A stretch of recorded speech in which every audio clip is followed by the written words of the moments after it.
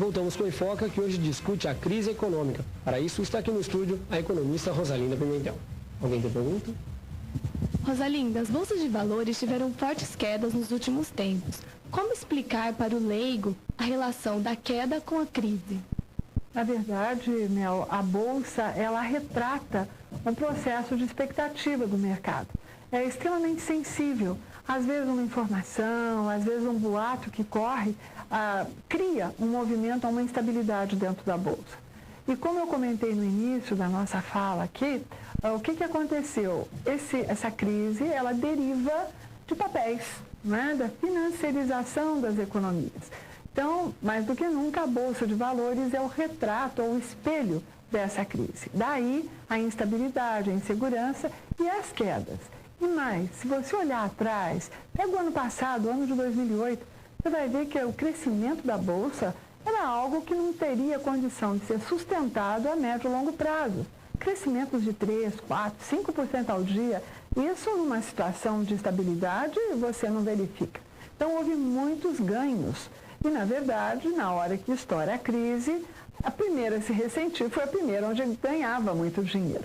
E aí você vai e verifica um processo de descenso da Bolsa de Valores, em que hoje, se você observar, ela acompanha proximamente o mercado. Aumenta 1%, cai 1,5%, aumenta 0,5%, 2%, e com isso normaliza. Então, hoje a tendência da Bolsa é de um comportamento mais normal, menos assintótico. Rosa, quais os setores que mais sentiram os impactos da crise? Júlia, eu diria a você que todos os setores sentiram. Mas, em particular, nós podemos destacar, por exemplo, o setor siderúrgico, que foi o que mais se ressentiu, uma vez que ele é um núcleo para o setor automobilístico, para o setor de construção civil e para várias outras atividades da economia. Então, o que acontece? A área metalúrgica, que deriva também do setor siderúrgico, vem mostrando uma fragilidade intensa. O governo, através de ações pontuais, ações dirigidas a esses setores, começa a tentar resgatar o papel desses setores principalmente. Então, você tem ações voltadas ao setor habitacional. O governo recente lançou um plano de 1 milhão de moradias, né? Esse 1 milhão de moradias visa o quê? Reaquecer a economia dentro da área de construção civil. Essa área, ela contrata muita mão de obra. Então, novas assinaturas de carteira acontecerão, carteira do trabalho, com provavelmente um salário mais baixo do que aqueles que perderam seus postos de trabalho.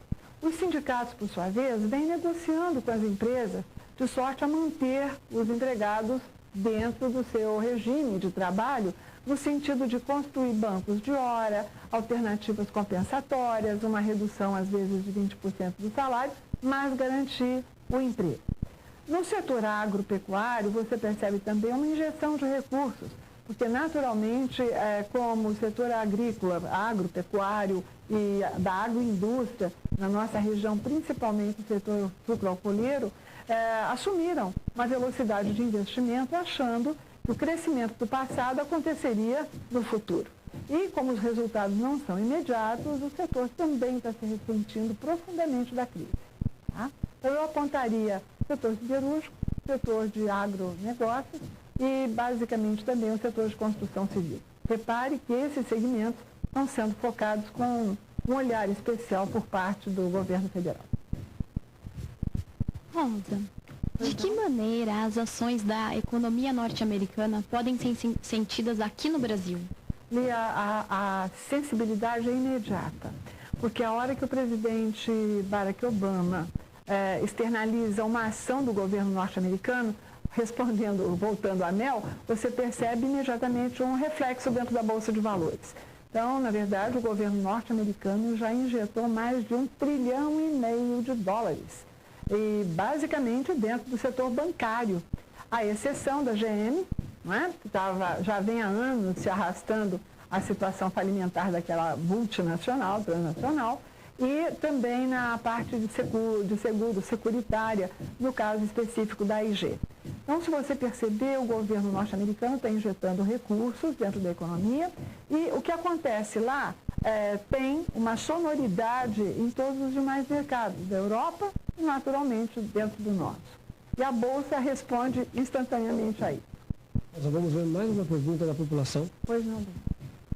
Eu gostaria de saber se as medidas tomadas pelo nosso presidente Lula vão realmente ajudar na crise que eu acredito que nós, brasileiros, já estamos enfrentando.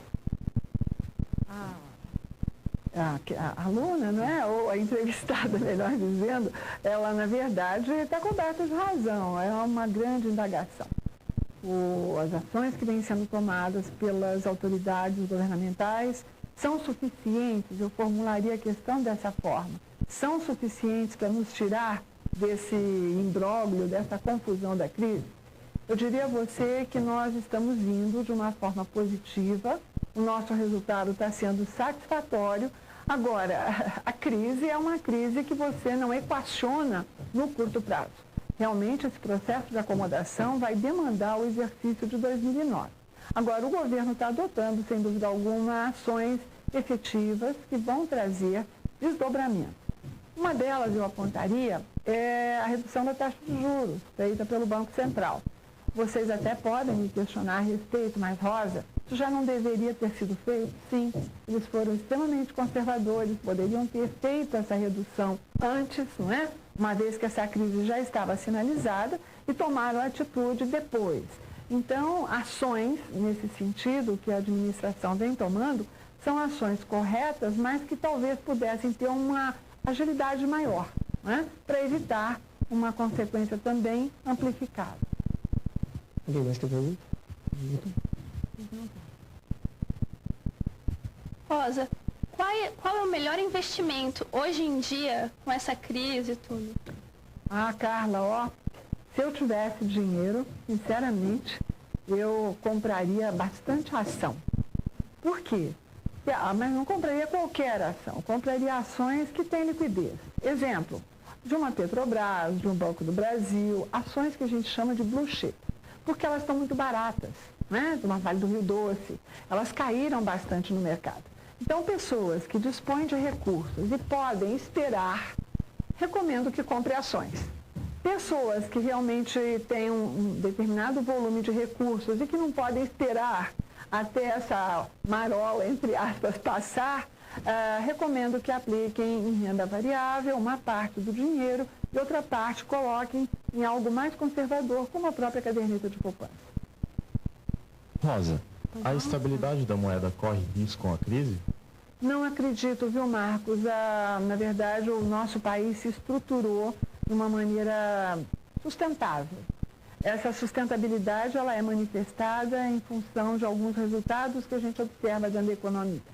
Por exemplo, a disponibilidade de crédito no mercado. Você verifica em que pese o nível de desemprego ter aumentado. Hoje nós estamos em torno de uns 6,5%, 7%, mas ainda muito abaixo daquele que nós vivenciamos em períodos anteriores. Então, usando a linguagem economesa, eu diria a você o seguinte: a blindagem da nossa economia, ela está bem feita e nos dá um fôlego, uma sustentabilidade para aguentar o tranco que essa crise está provocando. Coisa que já não acontece, por exemplo, numa União Europeia. Países estão extremamente sensibilizados. Um Japão, que depende muito do comércio exterior, de compras, né, de exportação, ele precisa vender para poder garantir a sua produção. Situação diferente da nossa. Nós temos um mercado interno substancial, um mercado interno que vem sendo reforçado com ações públicas de políticas públicas e que vão poder garantir o nível de produção. Vamos para mais um intervalo, a gente volta já para falar sobre esse assunto. Sai de casa, não saia daí.